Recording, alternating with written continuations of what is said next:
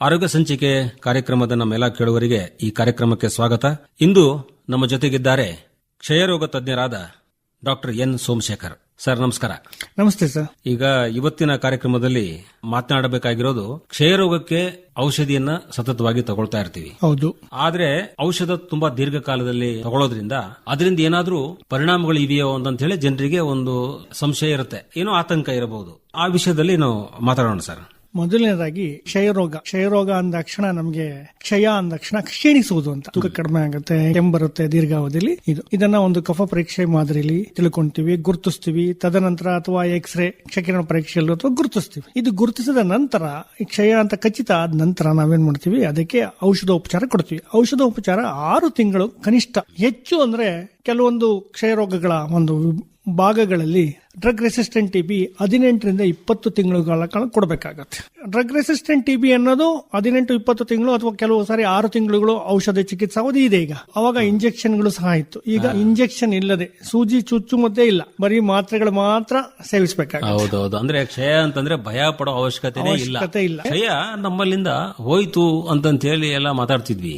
ಮತ್ತೆ ಇದಕ್ಕೆ ಚಿಕಿತ್ಸೆ ಇತ್ಯಾದಿಗಳ ಬಗ್ಗೆ ಮತ್ತು ಮಾತಾಡಬೇಕಾಗಿದೆಯಲ್ಲ ಸರ್. ಕ್ಷಯ ಅಷ್ಟು ಸುಲಭವಾಗಿ ತೊಡೆದಾಕ್ಲಿಕ್ಕೆ ಆಗುದಿಲ್ಲ. ಸುಮಾರು 200-1 ಲಕ್ಷ ಜನಸಂಖ್ಯೆಗೆ ಪ್ರತಿ ವರ್ಷ ಬರ್ತಾ ಇರುತ್ತೆ. 10 ಲಕ್ಷ ಟಿಬಿ ರೋಗಗಳನ್ನ ಗುರುತಿಸಿದ್ರೆ ನಮ್ಮ ಭಾರತ ದೇಶದಲ್ಲೇನೆ 26 ಲಕ್ಷ ಒಂದು ವರ್ಷಕ್ಕೆ ಕ್ಷಯರೋಗಿಗಳನ್ನ ಗುರುತಿಸಿ ನಾವು ಅವರಿಗೆ ಚಿಕಿತ್ಸೆಯನ್ನ ಕೊಡ್ತಾ ಇದ್ದೀವಿ. ಹಾಗಾಗಿ ಚಿಕಿತ್ಸೆ ಅಂತ ಅನ್ನೋದು ಕೊಡ್ಲೇಬೇಕು. ಸರ್ಕಾರದ ಒಂದು ವ್ಯವಸ್ಥೆಯಲ್ಲಿ ಆಗಿರಬಹುದು, ಖಾಸಗಿಯಲ್ಲಿ ಆಗಿರಬಹುದು, ಒಟ್ಟಾರೆ ಟಿಬಿಗೆ ಔಷಧ ಅಂತ ಅನ್ನೋದು ಸತತವಾಗಿ ನಡೀತಾನೆ ಇರಬೇಕು. ಆದ್ರೆ ನೀವು ಹೇಳಿದ ಹಾಗೆ ನಾವು ಅರಿವು ಯಾವಾಗ ಮೂಡಿಸಬೇಕು ಅಂತಂದ್ರೆ, ಈ ಔಷಧಿಗಳು ತಗೊಂಡಾಗ ಕೆಲವು ಅಡ್ಡ ಪರಿಣಾಮಗಳಾಗತ್ತೆ. ಸಣ್ಣ ಪುಟ್ಟ ಅಡ್ಡ ಪರಿಣಾಮ ಅಂದ್ರೆ ನಡೀತದ ಬಿಡು, ಇರ್ಲಿ, ಅದು ಔಷಧಿ ತಗೊಂಡಿವಲ್ಲ ಹಾಗಾಗಿ ಈ ತರ ಆಗ್ತಾ ಇದೆ ಅಂತ ಹೇಳಿ ಅದನ್ನ ಅವರು ಸ್ವಲ್ಪ ನಿರ್ಲಕ್ಷ್ಯ ಮಾಡ್ತಾರೆ. ಔಷಧಕ್ಕೆ ಸ್ವಲ್ಪ ಸರಿಯಾದ ರೀತಿಯಲ್ಲಿ ಸ್ಪಂದಿಸ್ತಾ ಹೋಗ್ತಾರೆ. ಈಗ ಅಡ್ಡ ಪರಿಣಾಮಗಳು ಅಂದ್ರೆ ತುಂಬಾ ಗಂಭೀರದ ಅಡ್ಡ ಪರಿಣಾಮಗಳಾಗ್ತಾವೋ ಅಥವಾ ಸಾಮಾನ್ಯ ರೀತಿಯ ಅಡ್ಡ ಪರಿಣಾಮ ಆಗುತ್ತಾ ಸರ್? ಈಗ ಕ್ಷಯರೋಗದ ಔಷಧೋಪಚಾರ 6 ತಿಂಗಳು ಅಂತ ಸತತವಾಗಿ ಏನ್ ಹೇಳಿದೆ, ಅದಕ್ಕಿಂತ ಮೊದಲು ಒಂದು ಟಿಪ್ಪಣಿ ಏನು ಅಂತಂದ್ರೆ, ಆ 6 ತಿಂಗಳು ಎಲ್ಲಾ ರೋಗಿಗಳು ಸಹ 6 ತಿಂಗಳು ಸತತವಾಗಿ ತೆಗೆದುಕೊಳ್ಳೋದಿಲ್ಲ. ಯಾಕೆ ಕಾರಣ ಅಂತ ಅಂದ್ಬಿಟ್ಟು ರಾಷ್ಟ್ರೀಯ ಕ್ಷಯರೋಗ ಸಂಸ್ಥೆ ಒಂದು ಸಂಶೋಧನೆ ಮಾಡಿತು. ಆ ಸಂಶೋಧನೆಯಲ್ಲಿ ಕಂಡುಬಂದ ಅಂಶಗಳೇನು ಅಂತಂದ್ರೆ, ಕೆಲವರು ಔಷಧಿಗಳನ್ನ ಮುಂಚಿತವಾಗಿ ನಿಲ್ಲಿಸ್ತಾರೆ, ಅವಧಿ ಪೂರ್ಣ ಆಗೋದಕ್ಕಿಂತ ಮೊದಲೇನೆ ಆರಾಮಾದ್ವಿ ಅಂತ. ಯಾಕೆ ಕಾರಣ ಅಂತ ಕಂಡದಾಗ ಆ ಒಂದು ಸಂಶೋಧನೆಯಲ್ಲಿ ಗುರುತಿಸಿದ್ದು 2. ಒಂದು ಮದ್ಯಪಾನ ಸೇವನೆಯಿಂದ, ಇನ್ನೊಂದು ಅಡ್ಡ ಪರಿಣಾಮಗಳಿಂದ. 2 ಕಾರಣಗಳು. ಈ ಅಡ್ಡ ಪರಿಣಾಮಗಳು ಅಂದಾಗ ನೀವು 2 ವಿಚಾರ ಹೇಳಿದ್ರಿ. ಒಂದು ಹಾನಿಕಾರಕ ಅಡ್ಡ ಪರಿಣಾಮಗಳು, ತುಂಬಾ ಅಪಾಯಕಾರಿ ಅಥವಾ ಸೌಮ್ಯ ಸ್ವಭಾವದ ಅಡ್ಡ ಪರಿಣಾಮ. ಈ ಸೌಮ್ಯ ಸ್ವಭಾವದ್ದು ಅಂತಂದ್ರೆ ನೀವು ಹೇಳಿದಾಗೆ ಅದನ್ನ ತಡ್ಕೋಬಹುದು, ಅದನ್ನ ಗುರುತಿಸೋದಕ್ಕೂ ಸುಲಭ. ಯಾಕಂದ್ರೆ ಮುನ್ಸೂಚನೆ ಇರ್ತದೆ ಈ ರೀತಿ ಈ ಔಷಧಿಗಳಿಂದ ಬರಬಹುದು ಅಂತ. ಅದರ ನಿರ್ವಹಣೆ ಸುಲಭ. ಕೆಲವು ಸಾರಿ ತೀವ್ರತರವಾದ ಪ್ರತಿಕೂಲ ಪರಿಣಾಮಗಳು ಬರ್ತವೆ, ಅದು ಔಷಧೋಪಚಾರ ನಿಲ್ಲಿಸಬೇಕಾಗತ್ತೆ ಅಥವಾ ಅದು ತೀವ್ರತರವಾಗಿ ಒಳರೋಗಿ ಚಿಕಿತ್ಸೆಯಾಗಿ ಅಥವಾ ವೈದ್ಯರ ಸಮ್ಮುಖದಲ್ಲಿ ಕೊಡಬೇಕಾಗತ್ತೆ.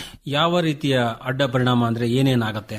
ಅಡ್ಡ ಪರಿಣಾಮಗಳು ಅಂತಂದ್ರೆ, ಯಾವುದೇ ಒಂದು ಔಷಧಿ ಅದು ಮುಖ್ಯ ಉದ್ದೇಶಕ್ಕಿಂತ ಬಿಟ್ಟು ಬೇರೆ ಪರಿಣಾಮಗಳನ್ನು ಮಾಡಿದ್ರೆ, ಈಗ ಉದಾಹರಣೆಗೆ ಕೆಲವು ಔಷಧಿಗಳು, ಈಗ ಪ್ಯಾರಾಸಿಟಮಾಲ್ ಅನ್ನೋದು ಎಲ್ಲರಿಗೂ ಗೊತ್ತಿದೆ. ಅದು ಏನ್ ಮಾಡಬೇಕು ಅಂತಂದ್ರೆ, ಅದು ಜ್ವರನ ತಾಪನ ಕಡಿಮೆ ಮಾಡಬೇಕು. ಆ ಕಡಿಮೆ ಮಾಡೋದ್ರ ಜೊತೆಗೆ ಅದು ಮೈಯಲ್ಲಿ ತುರಿಕೆ ಉಂಟು ಮಾಡಬಹುದು ಅಥವಾ ಲಿವರ್ ಮೇಲೆ, ಯಕೃತ್ ಮೇಲೆ ಪರಿಣಾಮ ಬೀರಬಹುದು. ಇವೆಲ್ಲ ಅಡ್ಡ ಪರಿಣಾಮಗಳು. ಅದನ್ನು ತಡ್ಕೋಬಹುದು. ಆದ್ರೆ ಅದರ ಉದ್ದೇಶ ಬಿಟ್ಟು ಬೇರೆ ಪರಿಣಾಮಗಳನ್ನು ಸಹ, ಯಾವುದೇ ಒಂದು ಔಷಧಿ ಡಬಲ್ ಎಡ್ಜೆಡ್ ವೆಪನ್ ಅಂತ ಹೇಳ್ತೀವಿ, 2 ಕಡೆನೂ ಚುಚ್ಚುತ್ತೆ. ಅದು ಒಂದು ನೇರವಾಗೂ ಚುಚ್ಚುತ್ತೆ, ನಮಗೆ ಮುಖ್ಯವಾಗಿರೋದು ಬೇಕಾಗಿರೋ ಮುಖ್ಯ ಉದ್ದೇಶಕ್ಕೆ ಏನ್ ಕೊಡ್ತೀವಿ. ಅದೇ ತರ ಕ್ಷಯರೋಗದ ಔಷಧಿಗಳು ಸಹ ನೇರವಾಗಿ ನಾವೇನ್ ಕೊಡ್ತೀವಿ, ಕ್ರಿಮಿಗಳನ್ನ ಸಾಯಿಸಬೇಕು, ಕಾಯಿಲೆನ ಗುಣಪಡಿಸಬೇಕು. ಇದು ಮುಖ್ಯವಾದ ಪರಿಣಾಮ. ಆದ್ರೆ ಈ ಮುಖ್ಯವಾದ ಪರಿಣಾಮಗಳ ಉದ್ದೇಶದ ಜೊತೆಗೆ ಅದು ಸಹ ಕೆಲವು ಅಡ್ಡ ಪರಿಣಾಮ. ಉದಾಹರಣೆಗೆ ತೀವ್ರತರವಲ್ಲದ್ದು ಸೌಮ್ಯ ಸ್ವಭಾವದ್ದೇನು ಅಂತಂದ್ರೆ, ತುರಿಕೆ ಆಗೋದು, ಚರ್ಮದಲ್ಲಿ ತುರಿಕೆ ಉಂಟಾಗೋದು. ಅದು ಮೊದಲ ಔಷಧಿ ತಗೊಂಡಾಗ ಕಡಿಮೆ ಆಗ್ತದೆ, ಸ್ವಲ್ಪ ದಿವಸ ಅಡ್ಜಸ್ಟ್ ಆಗುತ್ತೆ. ವಾಕರಿಕೆ ಆಗೋದು, ವಾಂತಿ ಬರೋದು, ಆಮೇಲೆ ಹೊಟ್ಟೆಯಲ್ಲಿ ತೊಳಸ್ದಂಗ ಆಗೋದು, ಹೊಟ್ಟೆ ನೋವು ಬಂದಂಗ ಆಗೋದು, ಇವೆಲ್ಲ ಆಗ್ತವೆ. ಇವೆಲ್ಲ ಗ್ಯಾಸ್ಟ್ರಿಕ್ ಅಂತ ಏನ್ ಹೇಳ್ತೀವಿ. ಆದ್ರೆ ಇದನ್ನ ನಿರ್ವಹಿಸಬಹುದು. ಹೇಗೆ ನಿರ್ವಹಿಸೋದು ಅಂತಂದ್ರೆ, ನಾವು ಔಷಧಿಗಳು ಒಂದು ಕೊಡೋದಿಲ್ಲ, 4 ಬೇರೆ ಬೇರೆ ಔಷಧಿಗಳು ಒಂದೇ ಮಾತ್ರೆಯಲ್ಲಿ ಇರುತ್ತೆ ಅಥವಾ ಒಂದೇ ಗುಳಿಗೆಯಲ್ಲಿ ಇರುತ್ತೆ. ಅದು ಪ್ರತಿ ವ್ಯಕ್ತಿಯ ತೂಕಕ್ಕೆ ಅನುಗುಣವಾಗಿ ನಾವು ಔಷಧಿಗಳು ಕೊಡ್ತೀವಿ. ತೂಕದಲ್ಲಿ ಪ್ರಮಾಣದಲ್ಲಿ ಏನಾದರೂ ಜಾಸ್ತಿ ಆಗಿದ್ರೆ ಅಡ್ಡ ಪರಿಣಾಮಗಳು ಉಂಟಾಗಬಹುದು. ಅಥವಾ ಮೊದಲು ವ್ಯಕ್ತಿಗೆ ಏನಾದರೂ ಯಕೃತ್ತಿನಲ್ಲಿ ತೊಂದರೆ ಅಥವಾ ಮದ್ಯಪಾನ ಮಾಡುವ ವ್ಯಕ್ತಿಗಳು ಅಥವಾ ವಯಸ್ಸಾದವರಲ್ಲಿ ಈ ಒಂದು ಯಕೃತ್ತಿನ ತೊಂದರೆಗಳಾಗುವ ಸಾಧ್ಯತೆಗಳು ಜಾಸ್ತಿ ಇರ್ತದೆ. ಅವನ್ನ ನಾವು ಮೊದಲೇ ಗುರುತಿಸಬೇಕಾಗುತ್ತೆ. ಆ ವಯಸ್ಸಿಗೆ ಅನುಗುಣವಾಗಿ ತೂಕಕ್ಕನುಗುಣವಾಗಿ ಔಷಧಿಗಳನ್ನ ನಾವು ನಿರ್ದಿಷ್ಟ ಪ್ರಮಾಣದಲ್ಲಿ ಕೊಟ್ಟಾಗ ಇದನ್ನ ತಡೆಗಟ್ಟಬಹುದು. ಸರಿಯಾದ ರೀತಿಯಲ್ಲಿ ಕೆಲಸ ಮಾಡುತ್ತೆ. ಸರಿಯಾದ ರೀತಿಯಲ್ಲಿ ಕೆಲಸ ಮಾಡುತ್ತೆ, ತೂಕಕ್ಕೂ ಕಡಿಮೆ ಆಗುತ್ತೆ. ಹಾಗಾದ್ರೆ ಇಲ್ಲಿ ಪರೀಕ್ಷೆ ಬಹಳ ಮುಖ್ಯ. ತೂಕದ ಆಧಾರದಲ್ಲಿ ಸರಿಯಾಗಿ ಕರೆಕ್ಟ್ ಆಗಿ ನಾವು ಮೆಡಿಸಿನ್ ಅನ್ನು ಕೊಡ್ತಾ ಇದೀವ ಅಂತ ಅನ್ನೋದನ್ನ ನೋಡ್ಕೋಬೇಕಾಗತ್ತೆ. ವೈದ್ಯರು ಒಂದು ಸಮಾಲೋಚನೆ ಮಾಡ್ತಾರೆ ರೋಗಿಯ ಜೊತೆ. ಆ ರೋಗಿಯ ಜೊತೆ ಒಂದು ಸಂವಾದ ಆಗುತ್ತೆ. ಏನು ಅಂತಂದ್ರೆ ಕಾಯಿಲೆಯ ಪ್ರಮಾಣ, ಕಾಯಿಲೆಯ ತೀವ್ರತೆ, ಔಷಧಿ ಎಷ್ಟು ಕಾಲ ಬರುತ್ತೆ, ಎಷ್ಟು ಕಾಲ ಔಷಧಿ ತಗೋಬೇಕು, ಆಮೇಲೆ ನಿಗದಿತ ಸಮಯದಲ್ಲಿ ವೈದ್ಯರ ಒಂದು ಪರೀಕ್ಷೆ ಮಾಡಿಸ್ಕೋಬೇಕಾಗತ್ತೆ. ಇದೆಲ್ಲ ಹೇಳ್ತಾರೆ. ಆಮೇಲೆ ಔಷಧಿಗಳಿಂದ ಆಗುವ ಪರಿಣಾಮಗಳೇನು, ಅದರಲ್ಲಿ ಅಡ್ಡ ಪರಿಣಾಮಗಳು ಏನು ಆಗಬಹುದು ಅಂತ. ಉದಾಹರಣೆಗೆ ರೈಫಾಂಪಿಸಿನ್ ಅನ್ನೋ ಒಂದು ಮಾತ್ರೆ ಇದೆ. ಆ ಮಾತ್ರೆ ತಗೊಂಡಾಗ ಬೆವರ್ನಲ್ಲಿ ಮಲ, ಮೂತ್ರ, ಕಣ್ಣೀರು ಅಥವಾ ದೇಹದ ಯಾವುದೇ ದ್ರವಗಳು ಕೆಂಪು ಬಣ್ಣ ಅಥವಾ ಕಿತ್ತಳೆ ಬಣ್ಣಕ್ಕೆ ತಿರುಗಬಹುದು. ಅಂದಾಕ್ಷಣ ನಾವು ರೋಗಿಗೆ ಮೊದಲೇ ಈ ಒಂದು ವಿಚಾರ ಹೇಳಿಲ್ಲ ಅಂದ್ರೆ ತೆಗೆದುಕೊಂಡ 2 ದಿವಸದಲ್ಲೇ ಓಡಿ ಬಂದು ಹೇಳ್ತಾನೆ ನನಗೆ ರಕ್ತ ಎಲ್ಲಾ ಕಡೆ ಬರ್ತಾ ಇದೆ. ಹಾಗಾಗಿ ಆ ರೋಗಿಗೆ ಮೊದಲೇ ಈ ವಿಚಾರ ಹೇಳ್ಬೇಕಾಗುತ್ತೆ. ಈಗ ತುರ್ಕೆ ಆಗುತ್ತೆ ಅಂದಾಗ ಅದಕ್ಕೆ ಔಷಧಿಗಳು ಕೊಡಬೇಕಾಗತ್ತೆ, ಕೊಡಬಹುದು. ಇನ್ನೂ ಒಂದು ಏನು ಅಂತಂದ್ರೆ ಮೊದಲ ಒಂದು 2 ಅಥವಾ 4 ವಾರಗಳವರೆಗೂ ವಾಂತಿ ಬಂದಂಗಾಗೋದು, ವಾಕರಿಕೆ ಬರೋದು ಸರ್ವೇ ಸಾಮಾನ್ಯ. ಆದ್ರೆ ಊಟದ ನಂತರ ಔಷಧಿಗಳು ಸೇವಿಸಬೇಕಾಗತ್ತೆ. ಖಾಲಿ ಹೊಟ್ಟೆಗೆ ಔಷಧಿ ಸೇವಿಸಿದಾಗ ಈ ತರ ಆಗುತ್ತೆ.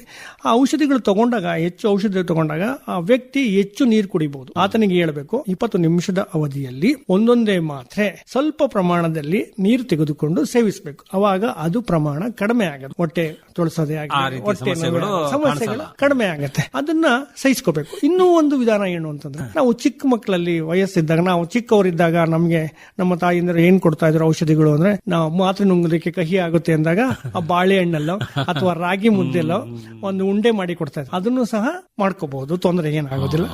ಸಾಧ್ಯತೆಗಳು ಕಡಿಮೆ ಮಾಡ್ಲಿಕ್ಕೆ. ಈಗ ಚಿಕ್ಕ ಮಕ್ಕಳು ಅಂತ ಹೇಳಿದ್ರಿ, ಅಂದ್ರೆ ಈಗ ಒಟ್ಟ ಕ್ಷಯ ಎಲ್ಲಾ ವಯಸ್ಸಿನವರಿಗೂ ಬರುತ್ತೆ. ಅದು ಯಾವುದೇ ವಯಸ್ಸಿನ ಇದು ಇದಿರೋದಿಲ್ಲ. ಈಗ ಸರ್, ಈಗ ವಯಸ್ಸಾದವರಲ್ಲಿ ಸ್ವಲ್ಪ ಏನೋ ನಡು ವಯಸ್ಸು ಅಂತ ಅನ್ಕೊಳ್ಳ, ಈ ಕೈಕಾಲು ನೋವು ಇರುವಂತ ಟೈಮ್, ಮೊಳಕಾಲು ನೋವು ಎಲ್ಲ ಇರುತ್ತೆ ಅಂತಂತಾರಲ್ಲ, ಅಂತ ಸಮಯದಲ್ಲಿ ಈ ಗುಳಿಗೆಗಳು ಹೆಚ್ಚಿಗೆ ತಗೊಂಡಾಗ ಅಥವಾ ಕ್ಷಯಕ್ಕೆ ಸಂಬಂಧ ಆಗಿರ್ಬೋದು ಅಥವಾ ಇನ್ನಿತರ ಆಗಿರ್ಬೋದು, ಇಲ್ಲಿ ನಾವು ಕ್ಷಯದೇ ತಗೋಣ, ಮಂಡಿ ನೋವು, ಕೈಕಾಲು ನೋವು ಏನಾರ ಬರ್ತಾ? ಖಂಡಿತ. ಈ ಒಂದು ಪೈರಸಿನಿಮೈಡ್ ಅಂತ ಒಂದು ಔಷಧಿ ಇದೆ. ಆ ಔಷಧಿಯ ಪ್ರಭಾವನೂ ಸಹ ಬರೀ ವಯಸ್ಸಾದವರು ಅಷ್ಟೇ ಅಲ್ಲ, ವಯಸ್ಕರಲ್ಲೂ ಸಹ ಮಂಡಿ ನೋವು, ಕೈಕಾಲು ನೋವು ಬರಬಹುದು. ಆದ್ರೆ ಅದನ್ನ ನೋವು ನಿವಾರಕ ಔಷಧಿಗಳು ಕೊಟ್ಟು ಅದನ್ನ ಕಂಟ್ರೋಲ್ ಮಾಡಬಹುದು. ಆ ಪರಿಸ್ಥಿತಿ ನಿಭಾಯಿಸಿಕೊಂಡು ಔಷಧಿನೇ ನಿಲ್ಲಿಸಬಾರದು, ಔಷಧೋಪಚಾರ ಹೋಗ್ತಾ ಇರಬೇಕು. ಟಿಬಿಯ ಬಹಳ ಔಷಧದ ಬಹಳ ಮುಖ್ಯ ಅಂಶ ಏನಂದ್ರೆ ಒಂದಿನೂ ಬಿಡದೇನೆ ಮೆಡಿಸಿನ್ ತಗೋಬೇಕು. ಸತತವಾಗಿ ಎಷ್ಟು ಪ್ರಮಾಣದಲ್ಲಿ ಹೇಳಿರ್ತಾರೋ ಔಷಧಿಗಳನ್ನ ನಿಗದಿತ ಸಮಯದಲ್ಲಿ ನಿಗದಿತ ಅವಧಿಗೆ ತೆಗೆದುಕೊಂಡರೆ ಮಾತ್ರ ಅವರು ಗುಣಮುಖರಾಗ್ತಾರೆ. ಆಗ್ಲಿಲ್ಲ ಅಂತಂದ್ರೆ ಮಧ್ಯೆ ಏನಾದ್ರು ನಿಲ್ಸಿದ್ರೆ ಅದರ ಪರಿಣಾಮ, ನಾನು ಅಡ್ಡ ಪರಿಣಾಮಗಳಲ್ಲ, ಔಷಧಿ ನಿಲ್ಸೋದ್ರಿಂದ ಆಗೋ ಪರಿಣಾಮ ಕ್ಷಯ ರೋಗ ಮತ್ತೆ ಮರುಕಳಿಸಬಹುದು. ಮರುಕಳಿಸಿದಾಗ ತೀವ್ರತರವಾದ ಡ್ರಗ್ ರೆಸಿಸ್ಟೆಂಟ್ ಟಿಬಿ ಬರಬಹುದು. ಅದರಿಂದ ಸಾವು ಸಹ ಸಂಭವಿಸಬಹುದು. ಅಲ್ಲ, ಹೌದೌದು, ಮಾರಣಾಂತಿಕವಾಗೂ ಆಗಬಹುದು. ಹಾಗಾಗಿ ಔಷಧಿಗಳನ್ನ ಯಾವುದೇ ರೀತಿಯ ಇದರಲ್ಲೂ ವೈದ್ಯರ ಸಲಹೆ ಇಲ್ಲದೆ ನಿಲ್ಲಿಸಬಾರದು. ನೀವು ಹೇಳ್ತೀರಿ ನೋಡಿ, ನಿರಂತರವಾಗಿ ತಗೋಬೇಕು ಅಂತ ಹೇಳ್ತೀರಿ. ಅವರು ನೀವು ಶುರುವಿನಲ್ಲಿ ಹೇಳ್ತಿದ್ರಲ್ಲ, ಇದಕ್ಕಿದ್ದಂಗೆ ಆರಾಮ ಆಯ್ತು ಬಿಡು, ಗುಣ ಆಯ್ತು ನನಗೆ ಅಂತ ಹೇಳಿ ಬಿಟ್ಟು ಬಿಡ್ತಾರೆ. ಬಿಟ್ಟಾಗ ಒಂದು ಕಾಯಿಲೆ ಮತ್ತೊಮ್ಮೆ ಮರುಕಳಿಸಬಹುದು, ಇಲ್ಲ ತುಂಬಾ ಅಪಾಯಕಾರಿ ಆಗಬಹುದು, ಅಥವಾ ಯಾವುದೇ ಔಷಧ ನಿರೋಧಕ ಶಕ್ತಿ ಪ್ರತಿಸ್ಪಂದನೆ ಮಾಡೋ ಯಾವುದೇ ಶಕ್ತಿ ಉಳಿದಿರಲ್ಲ. ಹಾಗಾಗಿ ಯಾವ ಮೆಡಿಸಿನ್ ಕೊಟ್ಟರು ಉಪಯೋಗ ಆಗಲ್ಲ. ಹಾಗೆ ನಿರಂತರವಾಗಿ ತಗೋಬೇಕು. ಈ ಗುಳಿಗೆಗಳನ್ನ ನಿಲ್ಲಿಸ್ತಾರಲ್ಲ ಸರ್, ನಿಲ್ಲಿಸುವಾಗನೂ ಕೂಡ ಅಡ್ಡ ಪರಿಣಾಮ ಅಂತ ಮಾತಾಡಬಹುದು. ಹೌದು, ಯಾವುದೇ ಒಬ್ಬ ವ್ಯಕ್ತಿ ರೋಗ ಲಕ್ಷಣಗಳಿಲ್ಲದೆ ಔಷಧಿಗಳನ್ನ ತೆಗೆದುಕೊಳ್ಳೋದು ತುಂಬಾ ಕಷ್ಟ. ಯಾಕೆ ಅಂತಂದ್ರೆ ಈ ಎಲ್ಲಾ ಔಷಧಿಗಳು ಸಹ ಸ್ವಲ್ಪ ಕಹಿ ಇರ್ತದೆ, ವಿಷಕಾರಕ ಇರ್ತದೆ, ಸುಲಭ ಅಲ್ಲ 6 ತಿಂಗಳು ತಗೊಳ್ಳೋದು. ಆದ್ರೆ ರೋಗಿಗಳಲ್ಲಿ ಯಾಕೆ ನಿಲ್ಲಿಸ್ತಾರೆ ಅಂದ್ರೆ, ಮೊದಲ 2 ತಿಂಗಳು ತೆಗೆದುಕೊಂಡಾಗ ಆ ರೋಗ ಲಕ್ಷಣಗಳು ಕಡಿಮೆ ಆಗತ್ತೆ, ಹಸಿವು ಚೆನ್ನಾಗಾಗುತ್ತೆ, ತೂಕ ಜಾಸ್ತಿ ಆಗ್ತಾನೆ, ಚೆನ್ನಾಗಿ ಓಡಾಡ್ಕೊಂಡಿರ್ತಾನೆ. ಅವಾಗ ಏನಾಗ್ಬಿಡ್ತಾನೆ, ಆರಾಮಾಗ್ತಾನೆ. ಅವಾಗ ಏನಂತಾನೆ ರೋಗಿ, ನನಗೆ ಯಾಕೆ ತಗೋಬೇಕು ಔಷಧಿಗಳನ್ನ ಅಂತ ಒಂದು ಭಾವನೆ ಎಲ್ಲರಿಗೂ ಬರುತ್ತೆ. ಈಗ ನೀವಾಗ್ಲೇ ಹೇಳಿದ್ರಿ, 1 ವಾರ ಏನಾದ್ರು ಸೋಂಕು ಆದಾಗ ನಾವು 1 ವಾರ ವೈದ್ಯರು ಪರೀಕ್ಷೆಗೆ ಔಷಧೋಪಚಾರ ಕೊಟ್ರೆ, ರೈಫಾಂಪಿಸಿನ್ ಅಲ್ಲ ಆಂಪಿಸಿಲಿನ್ ಅಂತ ಸಾಮಾನ್ಯ ಔಷಧಿಗಳು ಕೊಟ್ಟಾಗ, ಆಂಟಿಬಯೋಟಿಕ್ ಕೊಟ್ಟಾಗಲೂ ಸಹ 3 ಸಾರಿ 7 ದಿವಸ ಯಾರು ತಗೊಳ್ಳೋದೇ ಇಲ್ಲ. 3 ದಿವಸ ತಗೊಂಡು ರೋಗ ಲಕ್ಷಣ ಆಗ್ತಿದ್ದಂಗೆ ನಿಲ್ಲಿಸ್ಬಿಡ್ತಾರೆ. 5 ದಿವಸಕ್ಕೆ ಮಾತು ಕೇಳಲ್ಲ. ಹಂಗಾಗಿ 6 ತಿಂಗಳು ಸತತ. ಯಾಕೆಂದ್ರೆ ಇವ್ಯಾವ ಔಷಧಿಗಳು ಜಿಲೇಬಿ ಅಥವಾ ಮೈಸೂರು ಪಾಕ್ ಅಲ್ಲ, ಸಿಹಿ ಆದ್ರೆ ಎಲ್ಲರೂ ಸೇವಿಸಬಹುದು ದೀರ್ಘಕಾಲವಾಗಿ. ಈ ಔಷಧಿಗಳ ಅಡ್ಡ ಪರಿಣಾಮ ಬರೋದ್ರಿಂದ, ಹಾಗಾಗಿ ಅಡ್ಡ ಪರಿಣಾಮಗಳ ನಿರ್ವಹಣೆ ಮುಖ್ಯ ಆಗುತ್ತೆ. ಇದರ ನಿರ್ವಹಣೆ ಮೊದಲೇ ತಿಳಿಸ್ದಂಗೆ, ಮೊದಲು ವೈದ್ಯರು ಔಷಧೋಪಚಾರಕ್ಕಿಂತ ಮೊದಲು ಸಮಾಲೋಚನೆ ಸೂಚಿಸ್ತಾರೆ. ತದನಂತರ ಪ್ರತಿ ತಿಂಗಳಿಗೂ ಮೊದಲನೇ ತಿಂಗಳು ವಾರಕ್ಕೊಂದ್ಸರಿನಾದ್ರೂ ವೈದ್ಯರನ್ನ ಕಾಣಬೇಕಾಗುತ್ತೆ. ಏನಾದ್ರೂ ತೊಂದರೆ ಇದ್ರೆ ಇದು ಮಾಡ್ಬೇಕಾಗುತ್ತೆ. ಆರೋಗ್ಯ ಕಾರ್ಯಕರ್ತರು ಸಹ ಸಹಾಯ ಮಾಡ್ತಾರಲ್ಲ. ಆಮೇಲೆ ಪ್ರತಿ ತಿಂಗಳು ವೈದ್ಯರ ಹತ್ರ ಹೋದಾಗ ಇವೆಲ್ಲ ವಿಚಾರ ಮಾಡ್ತಾರೆ. ಅಡ್ಡ ಪರಿಣಾಮಗಳಿದೆಯಾ, ತೂಕ ಹೆಂಗಿದೆ, ಗುಣ ಆಗ್ತಾ ಇದೆಯಾ ಇಲ್ವಾ ಅಂತ. ರೋಗ ಲಕ್ಷಣಗಳು ಕಡಿಮೆ ಆದ್ರೂ ಸಹ ಸತತವಾಗಿ 6 ತಿಂಗಳು ತಗೊಳ್ಳೋದು ಉತ್ತೇಜನ ಮಾಡಬೇಕಾಗತ್ತೆ. ಸರ್, ಈಗ ಸೌಮ್ಯ ಸ್ವಭಾವದ ಅಡ್ಡ ಪರಿಣಾಮಗಳು ಅಂತಂದ್ರೆ ಏನು ಸರ್? ಈಗ ಉದಾಹರಣೆ, ಯಾವುದೋ ಔಷಧ ತಗೊಳ್ತಿರ್ತಾರೆ, ಅವರು ಬಿಸಿಲಿಗೆ ಹೋಗಬಹುದು ಅಥವಾ ಎಲ್ಲೋ ಬೇರೆ ವಾತಾವರಣಕ್ಕೆ ತಿರುಗಾಡಬಹುದು, ಅಲ್ಲಿ ಏನೋ ಒಂದ್ಸಲ ಅವರಿಗೆ ಹೆಚ್ಚು ಕಡಿಮೆ ಆದಂಗ ಆಗಬಹುದು. ಈಗ ಸೌಮ್ಯ ಸ್ವಭಾವದ ಅಥವಾ ತೀವ್ರತೆ ಕಡಿಮೆ ಇರೋದು ಅಥವಾ ಮಿತವಾಗಿರೋದು ಅಂತ ಅಂದಾಗ ಇತಾಂಬುಟಾಲ್ ಅಂತ ಒಂದು ಗುಳಿಗೆ ಇದೆ. ಅದರಿಂದ ದೃಷ್ಟಿ ಮಂದಾಗಬಹುದು ಅಥವಾ ಬಣ್ಣಗಳನ್ನ ಗುರುತಿಸಲು ಆಗ್ಲಿಕ್ಕೆ ಆಗದಲ್ಲೇ ಇರಬಹುದು. ಅವಾಗ ತಕ್ಷಣಕ್ಕೆ ಔಷಧಿಗಳನ್ನ ನಿಲ್ಲಿಸಬೇಕಾಗುತ್ತೆ. ಇನ್ನೂ ಒಂದು ತಾವು ಹೇಳಿದ್ರೆ, ಚರ್ಮದ ಬಿಸಿಲಿಗೆ ಎಕ್ಸ್ಪೋಸ್ ಆದಾಗ ಒಂದು ಫ್ಲೂರೋಕ್ವಿನೋಲ್ ಅಂತ ಔಷಧಿಗಳಿದಾವೆ. ಅದರಿಂದ ಮತ್ತೆ ಕ್ಲೋಫಾಸಮಿನ್ ಅಂತ ಒಂದು ಔಷಧಿ ಇದೆ. ಇದು ಡ್ರಗ್ ರೆಸಿಸ್ಟೆಂಟ್ ಟಿಬಿಗೆ ನಾವು ಕೊಡ್ತೀವಿ. ಅದು ಕೊಟ್ಟಾಗ ಏನಾಗುತ್ತೆ ಅಂತಂದ್ರೆ ತಾಮ್ರವರ್ಣ ಬದಲಾಗಬಹುದು. ಇದು ತುಂಬಾ ಸೀರಿಯಸ್ ಯಾವಾಗ ಆಗುತ್ತೆ ಅಂದ್ರೆ, ಮದುವೆ ಆಗದ ಯುವಕರು ಅಥವಾ ಯುವತಿಯರು ಔಷಧಿಗಳು ತಗೊಂಡಾಗ ಅವ್ರದ್ದು ಚರ್ಮ ದೀರ್ಘಾವಧಿಗೆ ತಾಮ್ರವರ್ಣಕ್ಕಿದ್ದಾಗ ಅದಕ್ಕೆ ಖಿನ್ನತೆಗೆ ಹೋಗ್ತಾರೆ, ನಮ್ಮ ಸೌಂದರ್ಯ ಹಾಳಾಗೋಗುತ್ತೆ ಅಂತ ಎಷ್ಟೋ ರೋಗಿಗಳು ಈ ಒಂದು ಕಾರಣಕ್ಕೋಸ್ಕರ ಔಷಧಿ ನಿಲ್ಲಿಸಿರುವ ಉದಾಹರಣೆಗಳು ಇದಾವೆ, ಸಂಭವಗಳು ಇದಾವೆ. ಹಾಗಾಗಿ ಅವ್ರಿಗೆ ಹೇಳ್ಬೇಕು ಕಾಯಿಲೆ. ಅದಕ್ಕೆ ಬಿಸಿಲಿಗೆ ಹೋದಾಗ ಏನ್ ಮಾಡ್ಬೇಕು ಅಂದ್ರೆ, ಮಳೆ ಬರ್ಲಿ ಬಿಡ್ಲಿ, ಬಿಸಿಲು ಇರ್ಲಿ ಇಲ್ದಲ್ಲೇ ಇರ್ಲಿ, ಕೊಡೆ ಹಿಡ್ಕೊಂಡು ಹೋಗಿ ಅಂತ ನಾವು ರೋಗಿ ಹೇಳ್ತೀವಿ. ಆಮೇಲೆ ಪೂರ್ತಿ ತೋಳಿನ ಮೈಕೈ ಮುಚ್ಕೊಳ್ಳುವಂತ ಒಂದು ವಸ್ತ್ರಗಳನ್ನ ಹಾಕಿ ಅಂತ ಹೇಳ್ತೀವಿ. ಈಗ ಈ ಕೆಲವು ಸಲ ಈ ಜಾಂಡೀಸ್ ತರದ ಕಾಯಿಲೆ ಬಂತು, ಅದು ತೀವ್ರ ತರವಾದ ಇನ್ನೊಂದು ಮುಖ್ಯವಾದ ಏನು ಅಂತಂದ್ರೆ, ಕಣ್ಣು ಹಳದಿಯಾಗದು, ಚರ್ಮ ಹಳದಿಯಾಗದು, ಜಾಂಡೀಸು ಅಥವಾ ನಾವೇನ್ ಹೇಳ್ತೀವಲ್ಲ ಕಾಮಾಲೆ ಕಾಯಿಲೆ ಬದಲತೆ ಅಂತ, ಅದು ತೀವ್ರ ತರದ್ದು. ಎಲ್ಲಾ ಔಷಧಿಗಳು ಸಹ ಯಕೃತ್ತಿನ ಮೇಲೆ ಪ್ರಭಾವ ಬೀರುತ್ತೆ. ಆದ್ರೆ ಆ ಜಾಂಡೀಸು ಯಾವ ಪ್ರಮಾಣದಲ್ಲಿದೆ ನಾವು ರಕ್ತ ಪರೀಕ್ಷೆ ಮಾಡಿ ನೋಡ್ತೀವಿ. ಬರೀ ವಾಂತಿ ಅಲ್ಲದೆ ಹೊಟ್ಟೆನಲ್ಲಿ ದಪ್ಪ ಆಗಿದ್ರೆ, ಆ ಯಕೃತ್ತು ಅದರ ತೊಂದರೆ ಅನುಭವಿಸ್ತಾ ಇದ್ರೆ, ಆ ಲಿವರ್ ಎನ್ಸೈಮ್ಸ್ ಅನ್ನೋದನ್ನ ಜಾಸ್ತಿ ಆಗುತ್ತೆ. ಅದು ಪ್ರಮಾಣ ಜಾಸ್ತಿ ಆಗ್ತಾ, ಬಟ್ 2 ಅಥವಾ 3 ಪಟ್ಟು ಕೆಳಗಡೆ ಇದ್ರೆ ತೊಂದರೆ ಇಲ್ಲ. 3 ಪಟ್ಟು ಜಾಸ್ತಿ ಇದ್ದು ಕಾಮಾಲೆ ಕಾಯಿಲೆ ಇದ್ರೆ ಅಥವಾ 5 ಪಟ್ಟು ಜಾಸ್ತಿ ಇದ್ದು ಯಾವುದೇ ರೋಗ ಲಕ್ಷಣ ಇಲ್ದಲೇ ಇದ್ರೂ ಸಹ ಆ ವ್ಯಕ್ತಿಗೆ ಔಷಧಿಗಳನ್ನ ಸಂಪೂರ್ಣವಾಗಿ ನಿಲ್ಲಿಸಬೇಕಾಗುತ್ತೆ. ಇಲ್ಲ ಅಂದ್ರೆ ತೀವ್ರತರವಾದ್ದು ಮಾರಣಾಂತಿಕವಾಗಿ ಸಮಸ್ಯೆ ಆಗುತ್ತೆ. ಅಂದ್ರೆ ಜಾಸ್ತಿ ಆದಾಗ ಅದ್ರ ಪ್ರಮಾಣ ಕಡಿಮೆ ಇದ್ರೆ ಬೇಕಾಗಿರಲ್ಲ. ಅವಾಗ ಔಷಧಿ ನಿಲ್ಲಿಸಿ ನಾವೇನ್ ಮಾಡ್ತೀವಿ ಅಂತಂದ್ರೆ, ಕಾಯಿಲೆಯ ತೀವ್ರತೆ ನೋಡ್ತೀವಿ. ಮೊದಲು ಕಾಯಿಲೆಯ ತೀವ್ರತೆ ಔಷಧಿಗಳನ್ನ ನಿಲ್ಲಿಸಬೇಕಾ ಅಥವಾ ಕಂಟಿನ್ಯೂ ಮಾಡ್ಬೇಕಾ ಅಂತ. ಅಂದ್ರೆ ಲಿವರ್ ಮೇಲೆ ಎಫೆಕ್ಟ್ ಆಗದಲ್ಲೇ ಇರೋ ಔಷಧಿಗಳನ್ನ ಕೊಡ್ತೀವಿ. ಆದ್ರೆ ಈಗ 6 ತಿಂಗಳು ಬೇಕಾಗಿರಲ್ಲ, ಔಷಧಿ ದೀರ್ಘಾವಧಿ ಆಗತ್ತೆ, 12 ತಿಂಗಳು ಆಗಬಹುದು. ಕಾಯಿಲೆಯ ತೀವ್ರತೆ ಕಡಿಮೆ ಇದ್ರೆ ಔಷಧಿಗಳನ್ನ ಒಂದು 15 ದಿವಸ ಸುಮಾರು ನಿಲ್ಲಿಸಿ, ತದನಂತರ ಎನ್ಸೈಮ್ಸ್ ಲೆವೆಲ್ ಕಡಿಮೆ ಬಂದಾಗ ಮತ್ತೆ ಆ ಔಷಧಿಗಳನ್ನ ಮತ್ತೆ ಮರುಪ್ರಾರಂಭಿಸ್ತೀವಿ. ಔಷಧಿ ರೋಗಿ ತಡ್ಕೊಳ್ತಾನೆ ಅಂದ್ರೆ ಒಟ್ಟಿಗೆ 4 ಔಷಧಿಗಳನ್ನು ಪ್ರಾರಂಭ ಮಾಡ್ತೀವಿ. ಅಥವಾ ಇನ್ನೊಂದು ಏನು ಅಂತಂದ್ರೆ, ಒಂದು ನಂತರ ಇನ್ನೊಂದು, ಹಾಗೆ ಒಂದು ಔಷಧಿ ಕೊಟ್ಟು ಕಡಿಮೆ ಪ್ರಮಾಣದಲ್ಲಿ ಕೊಟ್ಟು ಅದರಿಂದ ಬಂದಿದ್ಯಾ ತೊಂದರೆ ಅಂತ ನೋಡ್ತೀವಿ. 3 ದಿವಸಕ್ಕೊಂದ್ಸರಿ ಇನ್ನೊಂದ್ಸರಿ ಚೆಕ್ ಮಾಡ್ತೀವಿ. 7 ದಿವಸಕ್ಕೆ ರಕ್ತ ಪರೀಕ್ಷೆ ಮಾಡಿಸ್ತೀವಿ. ಹೀಗಾಗಿ ಇದನ್ನ ಏನು ಅಂತಂದ್ರೆ, ಈ ತರ ಇದ್ದಾಗ ಕಾಯಿಲೆ ಕಾಮಾಲೆ ಇದ್ದಾಗ ಒಳ ರೋಗಿಯಾಗಿ ವೈದ್ಯರ ಸಮ್ಮುಖದಲ್ಲಿ ಬದಲಾವಣೆ ಮಾಡಬೇಕಾಗತ್ತೆ. ರೋಗಿ ತಾನೇ ಬದಲಾಯಿಸೋಗಿಲ್ಲ, ಔಷಧಿಗಳನ್ನ ನಿಲ್ಸೋಗೂ ಇಲ್ಲ. ಈ ಸುಸ್ತು, ಮೈಕೈ ನೋವು ಇತ್ಯಾದಿಗಳು ಏನಾದ್ರೂ ಆಗತ್ತಾ? ಅಂದ್ರೆ ಈಗ ಒಂದು ಸಾಕಷ್ಟು ಉತ್ತಮ ರೀತಿಯಲ್ಲಿ ಆಹಾರ ತಗೋಬೇಕಂತ ನೀವು ಹೇಳಿರ್ತೀರಿ, ಒಳ್ಳೆ ರೀತಿಯ ಆಹಾರ ತಗೋತಾರೆ. ಅವಾಗ ದೇಹ ಏನಾದ್ರೂ ಜಾಸ್ತಿ ದಪ್ಪ ಆಗೋದಾಗ್ಲಿ, ಸುಖವಾಗಿ ಭರ್ಜರಿಯಾಗಿ ಊಟ ಮಾಡ್ತಾ ಇದ್ದಾನೆ ಅಂತ ಹಂಗಂತ ಏನಾದ್ರು ಇರುತ್ತಾ? ಹೌದು.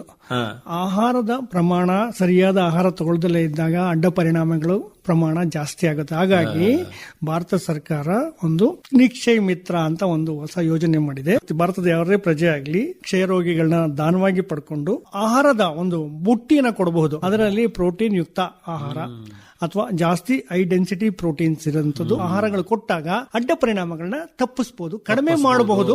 ಪೂರ್ಣವಾಗಿ ಇದು ಮಾಡಕ್ಕಾಗಲ್ಲ. ಅದರಲ್ಲೂ ಧೂಮಪಾನ, ಮದ್ಯಪಾನ ಇದೆಯಲ್ಲ, ಅದನ್ನು ಪೂರ್ತಿ ವರ್ಜಿಸಬೇಕಾಗತ್ತೆ. ಇಲ್ಲಾಂದ್ರೆ ಅದರಿಂದಲೂ ಅಡ್ಡ ಪರಿಣಾಮ ಜಾಸ್ತಿ ಆಗುತ್ತೆ. ಬಹಳ ವಿಶೇಷ ಏನಂತಂದ್ರೆ, ಇದಕ್ಕೆ ಸಾಕಷ್ಟು ನಿಗಾ ಇರುತ್ತದೆ ಮತ್ತು ಒಳ್ಳೆ ಉತ್ತಮ ರೀತಿಯ ಚಿಕಿತ್ಸೆಯನ್ನ ನೀಡಲಾಗ್ತದೆ, ವಿಶೇಷವಾಗಿ ಸರ್ಕಾರಿ ಆಸ್ಪತ್ರೆಗಳಲ್ಲಿ. ಕ್ಷಯ ರೋಗಕ್ಕೆ ಸರ್ಕಾರಿ ಆಸ್ಪತ್ರೆಗಳಲ್ಲಿ ಒಳ್ಳೆಯ ಚಿಕಿತ್ಸೆ ಸಿಗ್ತಾ ಇರೋದ್ರಿಂದ ತುಂಬಾ ಜನರಿಗೆ ಒಳ್ಳೆಯ ರೀತಿಯಾದಂತಹ ಮೆಡಿಸಿನ್ ಸಿಗ್ತಾ ಇದೆ ಅಂತ ಅನ್ಕೋಬೇಕು. ಖಾಸಗಿಯಾಗಿ ಕೆಲವು ಹೋಗ್ತಾರೆ, ಅಲ್ಲಿ ಏನಾರ ಅಡ್ಡ ಪರಿಣಾಮ ಆಗಬಹುದು.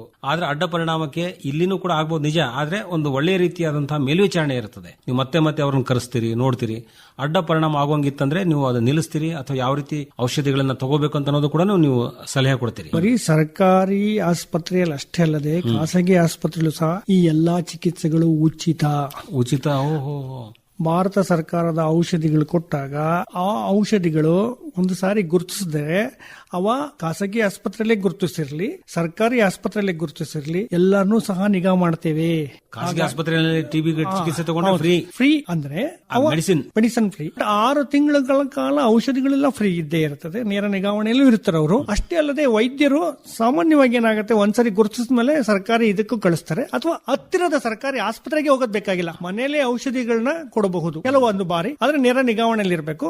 ಟ್ರೀಟ್ಮೆಂಟ್ ಆರ್ಗನೈಸರ್ಸ್ ಅದನ್ನ ಹೆಲ್ಪ್ ಮಾಡ್ತಾರೆ ಅವರಿಗೆ. ಸರ್, ಈಗ ಈ ಅಡ್ಡ ಪರಿಣಾಮ ಇರಬಾರ್ದು ಅಂತಂದ್ರೆ ನೀವು ಹೇಳಿದ್ರಿ, ಅದಕ್ಕೆ ವೈದ್ಯರು ನಿರ್ಧಾರ ಮಾಡ್ತೀವಿ, ಹೇಗೆ ತಡೆಗಟ್ಟಬೇಕು ಅದನ್ನ ಅಡ್ಡ ಪರಿಣಾಮಗಳನ್ನ ತಡೆಗಟ್ಟುವುದು ಏನು ಅಂತಂದ್ರೆ, ರೋಗಿಯ ಒಂದು ದೈಹಿಕ ಪರೀಕ್ಷೆಯಲ್ಲಿ ಪ್ರಾಥಮಿಕ ಹಂತದಲ್ಲೇ ನಮಗೆ ಗೊತ್ತಾಗುತ್ತೆ ಯಾರಿಗೆ ಅಡ್ಡ ಪರಿಣಾಮಗಳು ಜಾಸ್ತಿ ಆಗಬಹುದು ಅಂತ. ವಯೋವೃದ್ಧರಲ್ಲಿ, ಮದ್ಯಪಾನ ಮಾಡ್ತಾ ಇರೋರು, ಸಕ್ಕರೆ ಕಾಯಿಲೆ ಇರೋರಿಗೆ, ಮಧುಮೇಹ ರೋಗಿಗಳಿಗೆ, ಅಥವಾ ಬೇರೆ ಯಾವುದೇ ದುಶ್ಚಟಗಳ ಔಷಧಿಗಳು ತಗೊಳ್ತಾ ಇರೋರಿಗೆ, ಮತ್ತೆ ಕಿಡ್ನಿ ಪ್ರಾಬ್ಲಮ್ ಮೊದಲೇ ಇದ್ದು ಅವ್ರೇನ ಡಯಾಲಿಸಿಸ್ ಅಲ್ಲಿ ಇದ್ರೆ, ಲಿವರ್ ಪ್ರಾಬ್ಲಮ್ ಮೊದಲೇ ಇದ್ದು ಡಯಾಲಿಸಿಸ್ ಅಲ್ಲಿದ್ರೆ, ಇವರಿಗೆ ಜಾಸ್ತಿ ಇದು ಅಡ್ಡ ಪರಿಣಾಮಗಳಾಗ ಸಾಧ್ಯತೆ ಇರೋದ್ರಿಂದ ಅವರಿಗೆ ತೀವ್ರತರವಾಗಿ ನಿಗಾ ವಹಿಸಿ ಅಡ್ಡ ಪರಿಣಾಮಗಳನ್ನ ನಿರ್ವಹಣೆ ಮಾಡಲಾಗ್ತದೆ.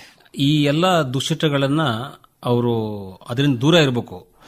ಯಾವುದೇ ಸಮಯದಲ್ಲೂ ಕೂಡ ದುಶ್ಚಟಗಳ ದಾಸರಾಗಿರಬಾರ್ದು. ನಿಜ, ಬೇರೆ ಯಾವುದೇ ಟ್ರೀಟ್ಮೆಂಟ್ ತಗೊಂಡ್ರು ಕೂಡ ಅದನ್ನೇ ಪ್ರಶ್ನೆ ಕೇಳ್ತಾರೆ, ನಿಮ್ಗೆ ಇಂಥದ್ದೆಲ್ಲ ಇದ್ರೆ ನೀವು ಬಿಡಬೇಕಾಗತ್ತೆ ಅಂತ ಹೇಳಿ. ಈಗ 6 ತಿಂಗಳ ಅವಧಿನಲ್ಲಿ ಟಿಬಿಯಿಂದ ಗುಣಮುಖ ಆಗಿರ್ತಾರೆ. ಆಮೇಲೆ ಅವರಿಗೆ ಮೊದಲೇ ಇರ್ತದೆ ದುರಾಭ್ಯಾಸ, ಮತ್ತು ಶುರು ಮಾಡ್ಬಿಡಬಹುದು. ಅವಾಗ ನಾನು ಟಿಬಿಯಿಂದ ಸಂಪೂರ್ಣವಾಗಿ ಗುಣ ಆಗಿದ್ದೇನೆ, ನನ್ನ ಏನೇ ದುರಾಭ್ಯಾಸಗಳಿದ್ರು ನನಗೇನು ಸಮಸ್ಯೆ ಆಗಲ್ಲ ಅಂತ ಹೇಳಿ ಒಂಥರ ದಾಷ್ಟ್ಯತನ ಇರ್ತದೆ ಜನರಲ್ಲಿ.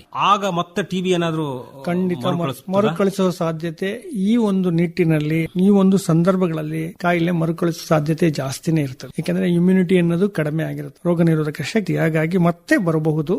ಎಚ್ಚರ ವಹಿಸಬೇಕು. ಒಂದು ಸಾರಿ ವರ್ಜಿಸಿದ ಮೇಲೆ ಮತ್ತೆ ಅದಕ್ಕೆ ದಾಸರಾಗೋದ್ರಲ್ಲಿ ಅರ್ಥ ಇರೋದಿಲ್ಲ. ಧೂಮಪಾನಿಗಳು ಜಾಸ್ತಿ ಇರ್ತಾರೆ. ಈಗ ಮದ್ಯಪಾನದ ಬಗ್ಗೆ ತಾವು ಉಲ್ಲೇಖ ಮಾಡ್ತಾ ಇದ್ರಿ, ಧೂಮಪಾನಿಗಳು ಕೂಡ ಇರ್ತಾರೆ. ಅವರು ನೇರವಾಗಿ ಈಗ ಲಂಗ್ಸ್ ಇದೆಲ್ಲ ತುಂಬಾನೇ ಪ್ರಾಬ್ಲಮ್ ಆಗುತ್ತೆ.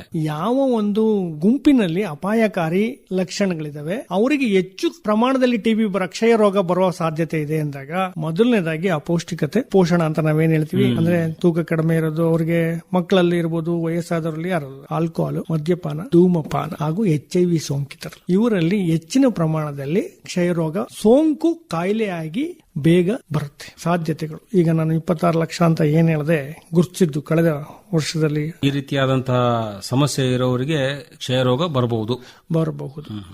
ಈಗ ಏನ್ ಮಾಡಬೇಕು ಸರ್ ಹಾಗಾದ್ರೆ? ಈಗ ಅಡ್ಡ ಪರಿಣಾಮನೂ ಅದಕ್ಕೆ ಏನಂತಾನೋ ನೀವು ಮಾಡ್ತೀರಿ ನಿಜ, ಮತ್ತೆ ಬೇರೆ ನಾವು ಏನ್ ಎಚ್ಚರಿಕೆ ತಗೋಬೇಕಾಗತ್ತೆ? ನಮ್ಮ ಜೀವನ ಶೈಲಿ ಹೇಗೆ ಇರಬೇಕಾಗತ್ತೆ? ಕ್ಷಯ ಅಂದ್ರೆ ಭಯ ಪಡಬೇಕು. ಯಾಕಂದ್ರೆ ಉತ್ತಮವಾದ ಚಿಕಿತ್ಸೆ ಇದೆ, ಉತ್ತಮವಾದ ಔಷಧಿಗಳಿದೆ. ಆಮೇಲೆ ಶೀಘ್ರವಾಗಿ ಗುರುತಿಸ್ತೀವಿ. ನಾವೀಗ ಶೀಘ್ರವಾಗಿ ಗುರುತಿಸ್ತೀವಿ ಅಂದ್ರೆ ರೋಗ ಲಕ್ಷಣ ಬರೋದಕ್ಕಿಂತ ಮೊದಲೇನೆ ಸಮುದಾಯದಲ್ಲಿ ಹೋಗಿ ಯಾರ್ಯಾರು ಹೆಚ್ಚು ಅಪಾಯಕಾರಿ ಇದಾರೋ ಅವ್ರಿಗೆಲ್ಲ ಎಕ್ಸ್ರೇ ಮಾಡೋದ್ರಿಂದ ಹಿಡ್ಕೊಂಡು ಅವ್ರ ರೋಗ ಲಕ್ಷಣಗಳನ್ನ ಗುರುತಿಸಿ ಮೊದಲನೇ ಶೀಘ್ರ ಪತ್ತೆ ಹಚ್ಚೋದು ಗುಣಪಡಿಸೋದಕ್ಕೆ ಅನುಕೂಲ ಆಗುತ್ತೆ. ಈಗ ಯೋಗ, ವ್ಯಾಯಾಮ ಇತ್ಯಾದಿಗಳೆಲ್ಲ ಮಾಡ್ತಿರ್ತಾರೆ. ಖಂಡಿತ ಅದರಿಂದ ಅನುಕೂಲ ಆಗುತ್ತೆ. ಸುಮ್ಮನೆ ಇರೋದಕ್ಕಿಂತ ನಡೆದಾಡಬೇಕು. ಹಾಗಾಗಿ ರೋಗಿ 6 ತಿಂಗಳು ಮನೆಗೆ ಬೇಕಾಗಿರಲ್ಲ. ಮೊದಲನೇ 8 ವಾರಗಳು ತುಂಬಾ ಕಫ ಅಥವಾ ಸುಸ್ತು ಅದೆಲ್ಲ ಇದ್ದಾಗ ಅವಾಗ ಮಾತ್ರ ಸ್ವಲ್ಪ ರೆಸ್ಟ್ ತಗೋಬಹುದು. ಇನ್ನ ಬೇಕಾಗಿರಲ್ಲ, ಔಷಧಿಗಳನ್ನ ತಗೊಳ್ತಾ ಇರ್ಬೇಕಷ್ಟೇ.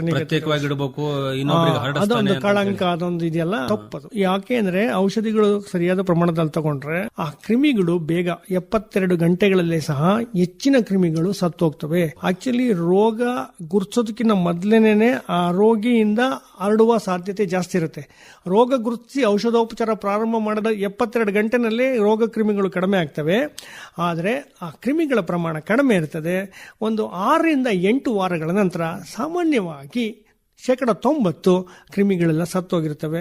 ಆತನಿಂದ ಯಾವುದೇ ರೀತಿಯ ತೊಂದರೆಗಳಿರಲ್ಲ, ಸಮಸ್ಯೆ ಇಲ್ಲ. ಆದರೆ ಮಾನಸಿಕವಾಗಿ ನಾವೇನಾದ್ರೂ ಹೊರಗಡೆ ಇಟ್ರೆ, ನಾನು ನೋಡಿದ ಪ್ರಕಾರದಲ್ಲಿ ಗ್ರಾಮೀಣ ಪ್ರದೇಶದಲ್ಲಿ ಒಂದು ಸಾರಿ ಕ್ಷಯರೋಗ ಅಂತ ಗುರುತಿಸಿದ ತಕ್ಷಣ ಮನೆಯಲ್ಲಿ ಬೇರೆ ತಟ್ಟೆ ಕೊಡೋದು, ಬೇರೆ ಲೋಟ ಕೊಡೋದು, ಹಾಸಿಗೆ ದಿಂಬನ ಹೊರಗಡೆ ಹಾಕೋದು, ಇದೆಲ್ಲ ನಾನು ಗಮನಿಸಿದ್ದೀನಿ. ಅದೆಲ್ಲ ಮಾಡಬಾರ್ದು. ಯಾಕಂದ್ರೆ ಅದರಿಂದ ಮಾನಸಿಕವಾಗಿ ಖಿನ್ನತೆಗೊಳಗಾಗ್ತಾನೆ ರೋಗಿ, ಗುಣಮುಖ ಆಗೋದು ಕಷ್ಟ. ಅದೇ ತರ ಇನ್ನೊಂದು ಔಷಧಿ ಇದೆ, ಸೈಕ್ಲೋಸರಿನ್. ಮಾನಸಿಕವಾಗಿ ನೀವು ಹೇಳಿದ್ರಿ, ಅದು ಒಂದು ಔಷಧಿ ಇದೆ ಸೈಕ್ಲೋಸರಿನ್. ಆ ಔಷಧಿ ಕೊಟ್ಟಾಗ ರೋಗ ನಿರೋಧಕ ಶಕ್ತಿ ಇರೋದಿಲ್ಲ, ಔಷಧಿ ರೋಗ ಇರೋದಿಲ್ಲಲ್ಲ, ಅಂತವ್ರಿಗೆ ಡ್ರಗ್ ರೆಸಿಸ್ಟೆಂಟ್ ಟಿಬಿನಲ್ಲಿ ಖಿನ್ನತೆ ಉಂಟಾಗಬಹುದು. ಖಿನ್ನತೆ ಅಷ್ಟೇ ಅಲ್ಲದೆ ಉಚ್ಚಾಟತ ಅಧಿಕ ಆಗಬಹುದು. ಅಂತವ್ರನ್ನ ತಕ್ಷಣಕ್ಕೆ ಗುರುತಿಸಿ, ನಾವು ಮನೆಯವರಿಗೆ ಹೇಳಿಕೊಟ್ಟಿರ್ತೀವಿ ಯಾವಾಗ ಗುರುತಿಸಬೇಕು ಅಂತ. ಔಷಧಿಗಳನ್ನ ನಿಲ್ಲಿಸಬೇಕಾಗತ್ತೆ. ಸೈಕ್ಲೋಸರಿನ್ ಅನ್ನೋದು ಅಥವಾ ಡ್ರಗ್ ರೆಸಿಸ್ಟೆಂಟ್ ಟಿಬಿಯನ್ನ ಔಷಧಿಗಳನ್ನ ತಕ್ಷಣಕ್ಕೆ ವೈದ್ಯರಲ್ಲಿ ಕರ್ಕೊಂಡ್ಬರ್ಬೇಕಾಗುತ್ತೆ. ಇಲ್ಲ ಅಂದ್ರೆ ಅದರಿಂದ ಆ ವ್ಯಕ್ತಿ ನಾನು ಖಿನ್ನತೆಗೊಳಗಾದಾಗ ನನಗೆ ಬದುಕೋದಕ್ಕೆ ಇಷ್ಟ ಇರೋದಿಲ್ಲ, ಸೂಯಿಸೈಡ್ ಮಾಡ್ಕೊಳ್ಳೋ ಸಾಧ್ಯತೆ ಜಾಸ್ತಿ ಇರುತ್ತೆ. ಸೊ ಹಾಗಾಗಿ ಅಂತವರಲ್ಲಿ ನಾವು ಬೇಗ ಗುರುತಿಸಬೇಕಾದ ಇದು ಒಂದು ಸೀರಿಯಸ್ ಅಡ್ಡ ಪರಿಣಾಮಗಳು. ಬಹಳ ವಿಶೇಷವಾದದ್ದು ಮತ್ತು ತುಂಬಾ ಅವಶ್ಯಕವಾಗಿ ಇರುವಂತಹ ಮಾಹಿತಿಯನ್ನು ತಾವು ಕೊಟ್ಟಿದ್ದೀರಿ. ನಿಜವಾಗ್ಲೂ ಹೇಳ್ಬೇಕಂದ್ರೆ ಯಾವ ಕಾರಣಕ್ಕಾಗಿ ಅಡ್ಡ ಪರಿಣಾಮ ತುಂಬಾ ತೀವ್ರವಾಗಿರುತ್ತಾ, ತುಂಬಾ ಸೌಮ್ಯದ್ದು ಅಥವಾ ನಿರ್ಲಕ್ಷ್ಯ ಮಾಡಬಹುದಾ ಇತ್ಯಾದಿ ಎಲ್ಲಾ ಅಂಶಗಳನ್ನ ಇವತ್ತು ನಾವು ಎಲ್ಲರೂ ತಿಳ್ಕೊಳ್ಳೇಬೇಕಾಗಿದೆ. ಟಿಬಿ ಟ್ರೀಟ್ಮೆಂಟ್ ಅಂದ್ರೆ ಇದು ತುಂಬಾ ಸರಳ ಮತ್ತು ನಿರ್ಭಯ. ಮತ್ತು ಇನ್ನೊಂದು ಹೇಳಿದ್ರಿ ನೀವು, ಇನ್ನೊಬ್ಬರಿಗೆ ಹರಡಿಸಲ್ಲ. ಅದು ಬಹಳ ವಿಶೇಷ. ಮೊದಲು ಈಗಲೂ ಕೂಡ ಆ ಭಾವನೆ ಇದ್ರೆ ಅದನ್ನ ತೆಗೆದಾಕ್ಬೇಕು. ಭಯ ಪಡಬೇಕಾಗಿಲ್ಲ.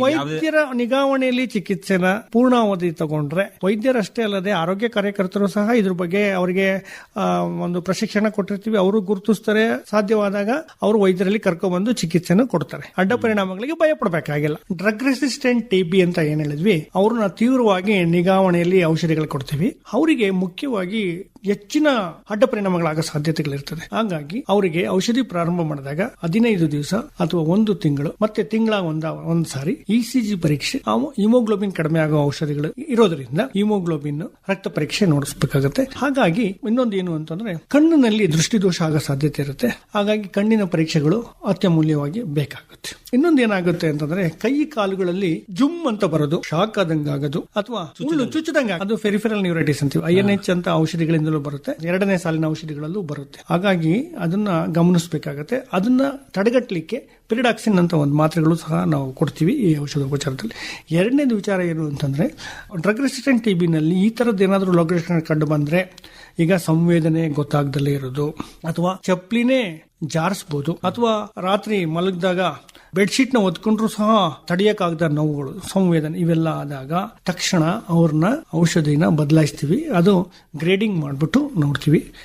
ಇದು ಮುಖ್ಯವಾದ ಒಂದು ತೀವ್ರತರವಾದ ಒಂದು ಅಡ್ಡ ಪರಿಣಾಮ. ಎಕ್ಸ್ರೇ ಸ್ಕ್ಯಾನಿಂಗ್ ಇತ್ಯಾದಿಗಳೇನೋ ಮಾಡ್ತಿರಲ್ಲ, ಅದ್ರ ಪರಿಣಾಮನೂ ಇರುತ್ತಾ? ಈಗ ಇದಕ್ಕಾಗಿ ನೀವು ಮಾಡ್ತಿರ್ತಾನೆ? ಇಲ್ಲ, ಎಕ್ಸ್ರೇನ ಮೊದಲನೇ ಗುರ್ಸೋದಕ್ಕೆ ಮಾತ್ರ ಮಾಡಿರ್ತೀವಿ. ಏನಾದ್ರೂ ಬೇರೆ ರೋಗ ಲಕ್ಷಣಗಳಿದ್ರೆ ಅಡ್ಡ ಪರಿಣಾಮಗಳಿಗೋಸ್ಕರ ಮಾಡೋದಿಲ್ಲ. ರಕ್ತ ಪರೀಕ್ಷೆ, ECG ಪರೀಕ್ಷೆ, ಕಣ್ಣಿನ ಪರೀಕ್ಷೆ ಮುಖ್ಯ ಆಗುತ್ತೆ. ಸೂಕ್ಷ್ಮವಾಗಿ ಮತ್ತು ತುಂಬಾ ಸಂಕ್ಷಿಪ್ತವಾಗಿ ತಾವು ಹೇಳಿದಿರಿ. ಈ ವಿಷಯವನ್ನ ನಮ್ಮೆಲ್ಲ ಕೇಳುಗರು ಅರ್ಥಕೊಂಡಿದ್ದಾರೆ. ಮತ್ತೆ ಇನ್ನೊಬ್ಬರಿಗೆ ತಿಳಿಸಿ ಹೇಳಬೇಕು. ಅರಿವು ಎಲ್ಲರ ಜವಾಬ್ದಾರಿ. ಈಗ ಹೌದೌದು, ಕೇಳುವಂತಹ ಶ್ರೋತೃಗಳು ಸಹ ಮತ್ತೊಮ್ಮೆ ಮನವಿ ಏನು ಅಂತಂದ್ರೆ ಬೇರೆಯವ್ರಿಗೂ ತಿಳಿಸ್ಕೊಡಿ, ಭಯಪಡಿಸಬೇಡಿ. ಔಷಧಿನ ಪೂರ್ಣ ಪ್ರಮಾಣದಲ್ಲಿ ತಗೊಳಕ್ಕೆ ಒಂದು ಉತ್ತೇಜನ ಕೊಡಿ. ಹಾಗಾಗಿ ಗುಣಮುಖರಾಗಲಿಕ್ಕೆ ಅನುಕೂಲನೂ ಆಗುತ್ತೆ. ಅವರು ನಮ್ಮಂತೆ ನಿಮ್ಮಂತೆ ಆರೋಗ್ಯವಂತರಾಗಿ ಮಾಮೂಲಿ ಕೆಲಸ ಮಾಡಲಿಕ್ಕೆ ಪ್ರಾರಂಭ ಆಗಲಿ. ಉತ್ತಮವಾದ ಮಾಹಿತಿ ಮಾಡಿಕೊಟ್ಟಿದ್ದಕ್ಕೆ ನಮ್ಮ ಎಲ್ಲಾ ಕೇಳುಗರ ಪರವಾಗಿ ನಿಮಗೆ ಅನಂತ ಧನ್ಯವಾದಗಳು ಸರ್. ನಮಸ್ಕಾರ. ತಮಗೂ ಧನ್ಯವಾದಗಳು ಸರ್.